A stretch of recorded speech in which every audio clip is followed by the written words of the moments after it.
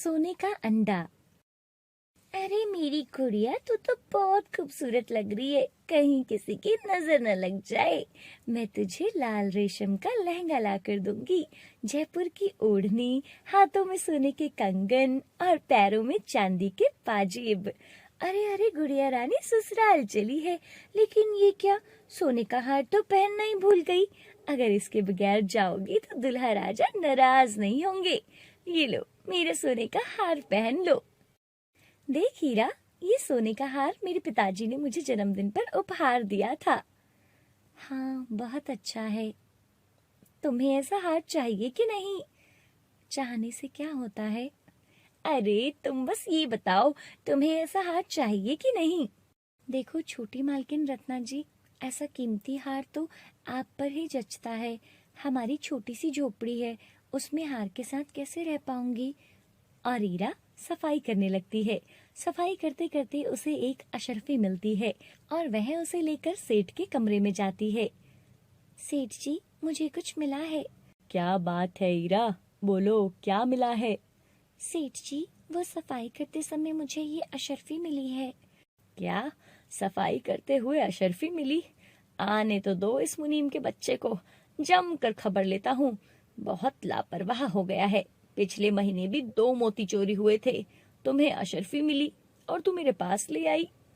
जी सेठ जी, अशर्फी आपकी है, इस पर मेरा कोई अधिकार नहीं। वो सब तो ठीक है, पर तुम जानती हो इस अशर्फी की कीमत? नहीं सेठ जी। 10 चांदी के सिक्के। अच्छा तो तुम ये बताओ, अगर तुम्हें इसकी असली कीमत पता होती, क्या तुम तब भी इसे मुझे लौटा देती? हाँ सेठ जी, माँ कहती है वक्त से पहले और भाग्य से ज्यादा किसी को कुछ भी नहीं मिलता। अच्छा अच्छा, ये लो, इसे रख लो। नहीं सेठ जी, मैं ये नहीं रख सकती। रख ले बेटा, मैंने तुम्हारी ईमानदारी को देखकर ये दिया है। और सेठ ईरा को एक चांदी का सिक्का देता है और ईरा घर जाकर अपनी माँ को चांदी का सिक्का दिखाती है। माँ, ये देखो क्या है। ये सिक्का कहाँ से आया? माँ, सेठ जी ने दिया है। कौन सा सेठ इतना दयावान हो गया जो झाड़ू पोछा करने वाली को सिक्का दे दिया?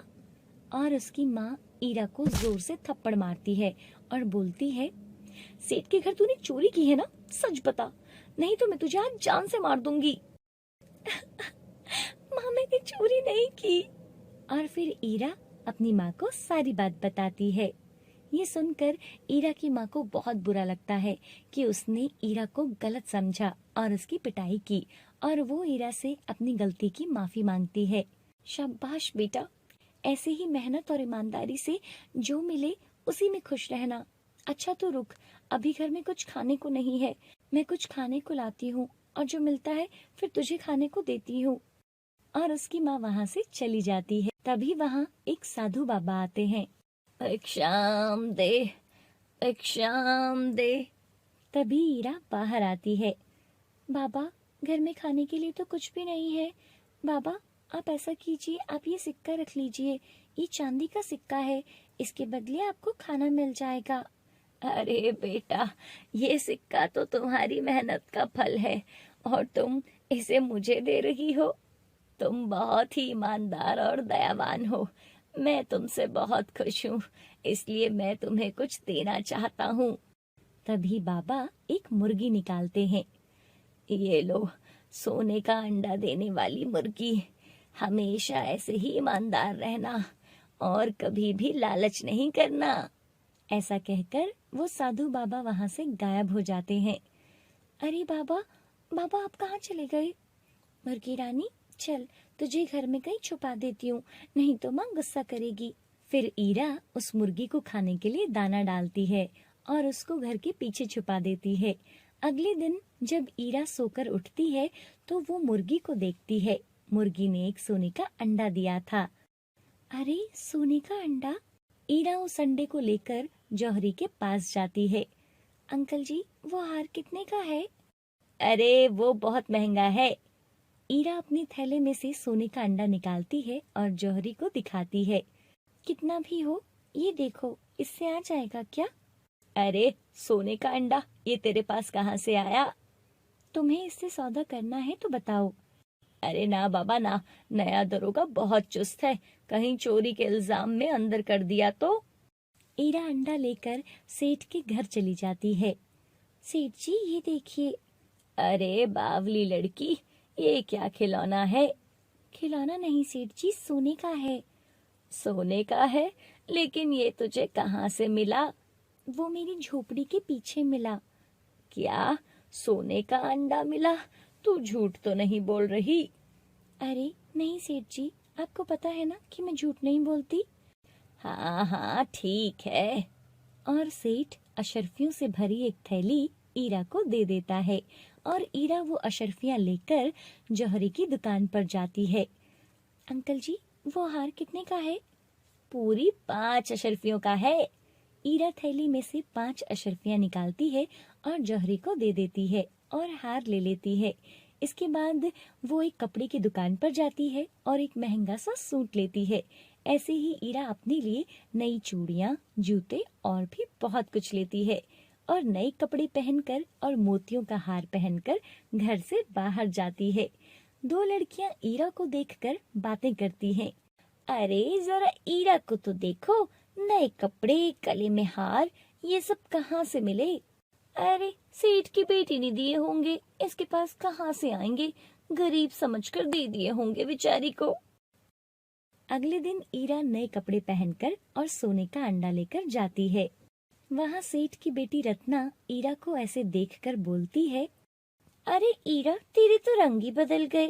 ये नए कपड़े, गले में महंगा हार, किससे मांगे तूने? तुम्हें क्या लगता है तुम ही अच्छे कपड़े पहन सकती हो और कोई नहीं? अरे देखो तो कैसे इतरा रही है, भिकारन कहीं की। देख रत्ना, मुझसे सोच समझकर बात किया कर, नहीं तो अच्छा नहीं होगा। अच्छा, क्या करेगी तू भिकारन कहीं की? और वो दोनों आपस में लड़ने लगते हैं। तभी सेठ जी वहां आकर उन दोनों को छुड़ाते हैं और रत्ना को अंदर भेजते हैं। सेठ जी, मैं ये अंडा लेकर आई थी। एक और सोने का अंडा? अरे वाह, लगता है तुम्हें सोने के अंडों का खजाना मिला है। अच्छा सुन, ये बात किसी को मत बताना, तू तो जानती है इसकी कीमत पूरे गांव में सिर्फ मैं ही चुका सकता हूँ। और सेठ ईरा को अशर्फियों की थैली दे देता है और सोने का अंडा ले लेता है। दूसरी तरफ जब ईरा की माँ ईरा के पास नए कपड़े और गहने देखती है तो वो ईरा से पूछती है, ईरा, ये सब क्या है? नए कपड़े, नए गहने, ये सब कहाँ से लाई तू? चोरी की है ना तूने? नहीं माँ, मैंने कोई चोरी नहीं की। मैं आपको एक राज की बात बताती हूँ। फिर ईरा सारी बात अपनी माँ को बताती है। देख ईरा, इस धन पर हमारा कोई हक नहीं है। तुम्हें ये धन किसी नेक काम में लगाना चाहिए, लोगों की मदद करनी चाहिए। माँ, तुम चाहती हो कि ये सारा धन मैं गरीबों में बांट दूं और खुद गंदे कपड़े पहनूं और लोगों के घरों में काम करूं? देखो माँ, इस धन पर सिर्फ मेरा हक है। ये ईमानदारी के लिए मुझे मिला है, मैं इसे किसी को नहीं दूंगी। देख हीरा, तेरे मन में लालच और ईर्ष्या ने घर कर लिया है। मेरी बात मान तो इस धन का उपयोग सही जगह कर। लेकिन ईरा अपनी माँ की एक भी बात नहीं मानती और अगले दिन वो फिर से सेठ जी के पास जाती है और सोने का अंडा सेठ को देती है। सेठ जी, मुझे अपना नया घर बनाना है, उसके लिए मुझे और कितने पैसे चाहिए होंगे? देख हीरा, अगर तू हर रोज 2 अंडे लाएगी तो मैं तुझे ज्यादा पैसे दूंगा और तेरे घर का काम 1 हफ्ते के अंदर शुरू हो जाएगा। 2 अंडे? लेकिन मुर्गी तो एक ही अंडा देती है। ठीक है सेठ जी, कल से मैं 2 अंडे ले आऊंगी। लगता है कोई बड़ा खजाना मिला है इसको, जल्दी पता लगाना पड़ेगा। घर जाकर ईरा अपने घर के पीछे जाती है और मुर्गी से बोलती है, मेरी प्यारी मुर्गी रानी, कैसी है तू? अपना ध्यान रखा कर। और ये देख, मैं तेरे लिए सबसे महंगा दाना लेकर आई हूँ। ले, दाना खा ले। और सुन, कल मुझे 1 नहीं 2 अंडे चाहिए, ताकि मैं जल्दी जल्दी अपना बड़ा सा घर बना सकूं। इस रत्ना की बच्ची को तो मैं अब बताऊंगी, ये मुझसे चिढ़ती है ना। तू कल मुझे 2 अंडे देना, फिर मैं भी सेठ जी की तरह अमीर बन जाऊंगी। अच्छा, अभी मैं जाती हूँ, तू दाना खा ले और सो जा। अब मैं तुझसे कल मिलती हूँ। और ईरा भी सोने चली जाती है। अगली सुबह जब वो उठती है तो वो मुर्गी के पास जाती है। जब वो देखती है तो वहाँ एक भी अंडा नहीं था। ईरा को ये देखकर बहुत गुस्सा आ जाता है। अरे ये क्या, आज एक भी अंडा नहीं दिया? ए मुर्गी, जल्दी से अंडा दे, नहीं तो आज मैं तुझे जान से मार दूंगी। चल दे मुझे अंडा। तभी वो साधु बाबा वहाँ पे प्रकट हो जाते हैं। ईरा, ये सब क्या है? तुम अपने लालच की भूख में इस मुर्गी को मारना चाहती हो। तुम्हें मैंने पहले ही बोला था कि कभी भी लालच और ईर्ष्या मत करना। साधु बाबा देखिए ना, इस मुर्गी ने आज एक भी अंडा नहीं दिया। मुझे अपना घर बनाना है और उस रत्ना की बच्ची को बताना है कि मैं गरीब नहीं हूँ। साधु बाबा ईरा को समझाते हैं, लालच करने से कभी किसी का भी भला नहीं हुआ। लालच और ईर्ष्या आदमी को बर्बाद कर देते हैं। बाबा, मुझे समझ आ गया है, मुझे अब कुछ नहीं चाहिए। आप इस मुर्गी को ले जाओ, मैं सब कुछ अपनी मेहनत से और ईमानदारी से करूंगी। ईरा अपनी गलती की माफी मांगती है। फिर साधु बाबा मुर्गी को अपने साथ लेकर चले जाते हैं।